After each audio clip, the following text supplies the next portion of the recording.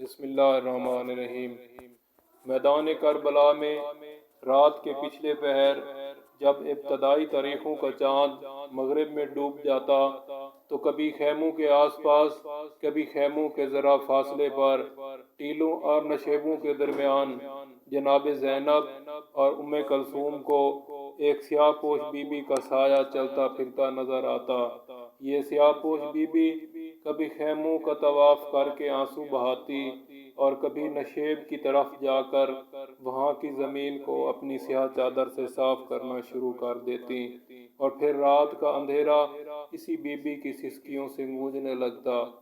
شب عاشور میں کسی وقت امام حسین علیہ السلام خیمے سے دبے پاؤں نکل کر اسی نشیب کی طرف گئے تھے۔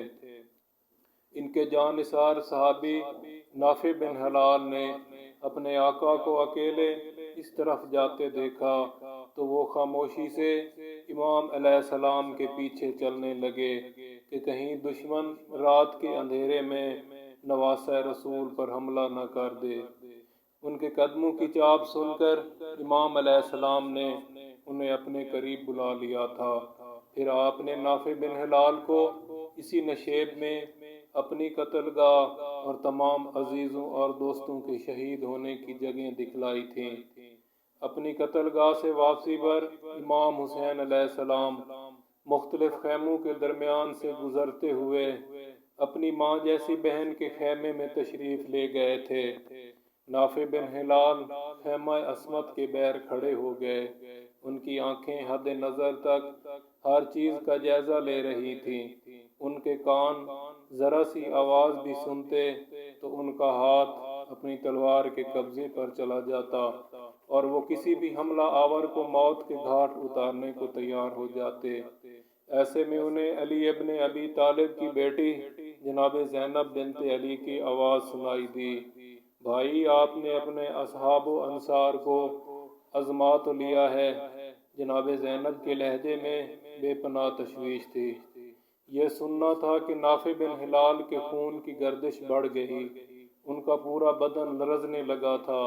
ان کی سمجھ میں نہیں آ رہا تھا کہ وہ شہزادی زینب کو کس طرح اپنی اور دوسرے اصحاب حسین کی وفاداری کا یقین دلائیں۔ بی بی زینب کی تشویش بھی بجا تھی۔ اس وقت سارا زمانہ ہی علی کے لال کا دشمن ہو چکا تھا۔ نواسہ رسول مدینہ سے کوسوں دور اس چٹیل میدان میں اپنے خون کے پیاسوں میں گھرے ہوئے تھے۔ اس طرف آنے والے تمام راستے کوفے سے آنے والی فوج سے بھرے پڑے تھے۔ جگہ جگہ چوکیاں بنی ہوئی تھیں۔ امام حسین کے کسی ہمدرد کا زندہ و سلامت ان تک پہنچنا ممکن نہیں رہا تھا۔ ایسے میں اگر نواسہ رسول کے چند ساتھی بھی زندگی اور زندگی کی آرام و آسائش پر آ جاتے تو حیرت کی کون سی بات تھی۔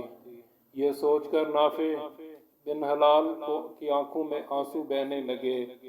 رسول کا نواسہ، علی کا لال، فاطمہ کا چاند، امام وقت، ولی عصر امت رسول کے ہاتھوں آج کتنا بے کس و مظلوم بنا دیا گیا ہے۔ آخر نافع کے ذہن میں ایک ترکیب آئی۔ وہ اصحاب حسین کے خیمے کی طرف دوڑنے لگے۔ اصحاب حسین کے خیمے میں دن نکلا ہوا تھا۔ نافع بن ہلال کو اس طرح بے حواس دیکھ کر کئی لوگ اپنی جگہ سے اٹھ کھڑے ہوئے۔ نافع، خیریت تو ہے؟ تم اتنے بے حواس کیوں نظر آ رہے ہو؟ ارے یہ تم جیسے بہادر کی آنکھوں میں آنسو۔ نافع بن ہلال بے ساختہ رونے لگے۔ قیامت آ گئی، قیامت آ گئی۔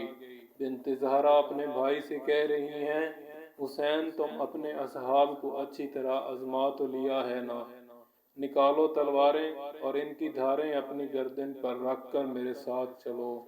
چلو سب مل کر بنت زہرا کو یقین دلائیں کہ سورج مغرب سے نکل سکتا ہے، زمین کی حرکت رک سکتی ہے، آسمان زمین پر گر سکتا ہے، پہاڑ ریزہ ریزہ ہو سکتے ہیں، ساری دنیا اور دنیا کا ایک ایک انسان اللہ اور رسول سے بے وفائی کر سکتا ہے، لیکن اصحاب حسین نہیں، اصحاب حسین نہیں۔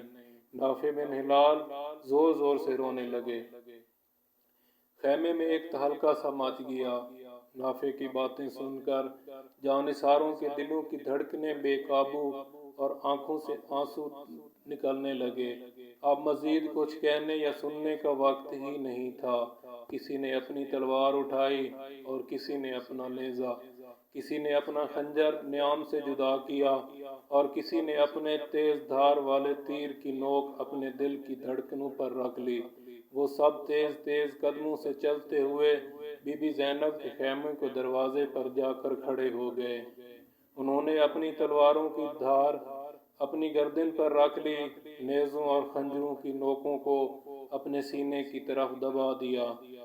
اس طرح اگر وہ ذرا مزید زور دیتے تو گردنیں کٹ جاتی، سینے پھٹ جاتے اور دل ٹکڑوں میں بٹ جاتے۔ پھر اندھیرے میں نافع بن ہلال کی لرزتی ہوئی آواز ابھری، السلام علیک یا ابا عبداللہ۔ امام عالی مقام اس وقت اپنی بہن سے آنے والے وقتوں اور شہادت کے بعد کی حکمت عملی کے بارے میں گفتگو کر رہے تھے۔ خیمے کے باہر بہت سے قدموں کی آہٹ اور نافع کی آواز سن کر آپ اپنی جگہ سے اٹھ کر کھڑے ہوئے۔ آپ نے خیمے کا پردہ اٹھایا تو مختلف خیموں سے چھن کر آنے والی روشنی میں اپنے باوفا اصحاب کو اس حالت میں دیکھ کر حیران رہ گئے۔ وعلیکم السلام نافع، یہ میں کیا دیکھ رہا ہوں؟ حبیب کیا ہوا؟ چچا مسلم بن اوسجہ، یہ آپ کیا کر رہے ہیں؟ یہ تلوار آپ نے اپنی گردن پر کیوں رکھی ہوئی ہے؟ زہیر، یہ خنجر ہٹاؤ اپنے سینے سے۔ عابس، ابو ثمامہ، شوذب، ان نیزوں کو اپنے سینوں سے ہٹاؤ۔ امام حسین علیہ السلام ایک ایک بہادر کے پاس جا کر اس کے اسلحے والا ہاتھ تھامنے لگے۔ یبنہ رسول اللہ، بنت زہرا سے کہہ دیجئے کہ ان کے بھائی کے اصحاب حاضر ہیں اور کل دن اپنی وفاداری کا یقین دلانے آئے ہیں۔ ہماری جانیں ہماری نہیں ہیں، یہ تو آپ کی امانت ہیں۔ آقا شہزادی حکم دیں تو ہم ابھی اسی وقت اپنی تلواروں سے اپنی گردنیں جدا کر کے آپ کی جوتوں کا صدقہ ادا کرنے کی کوشش کریں۔ ابو ثمامہ صداوی نے تمام اصحاب کی نمائندگی کرتے ہوئے عرض کی، اپنے اصحاب کی بے مثال محبت، بے پناہ عقیدت، لازوال وفاداری اور ان کی لہجے کی انبنٹ سچائی کو محسوس کر کے امام حسین علیہ السلام کا سینہ چوڑا ہو گیا۔ آپ کی آنکھوں سے آنسو بہنے لگے، لیکن آپ نے کوئی جواب نہ دیا۔ ماحول پر گہرا سناٹا طاری تھا۔ اس گہرے سناٹے کی سسکیوں کی اس آواز نے توڑا جو خیمہ عصمت کے پردے کے پیچھے سے آئی تھی۔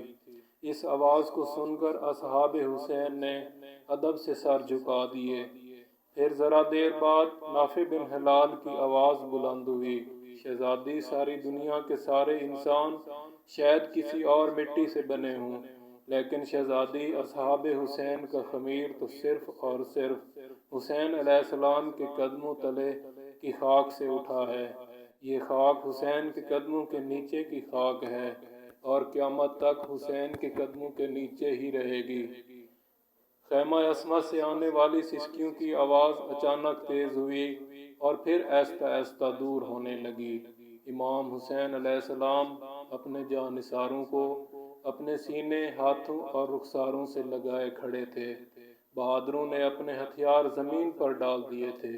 ان کی سسکیوں کے درمیان نواسہ رسول کی بھرائی ہوئی آواز گونج رہی تھی، خدا کی قسم، تم جیسے اصحاب تو کسی کو نہیں ملے۔ خدا کی قسم، تم جیسے اصحاب تو آدم سے لے کر خاتم تک کسی کو نہیں ملے۔ خدا کی قسم، تم جیسے اصحاب تو رسول اللہ کو نہ ملے، علی مرتضیٰ کو نہ ملے اور نہ حسن مجتبیٰ کو ملے۔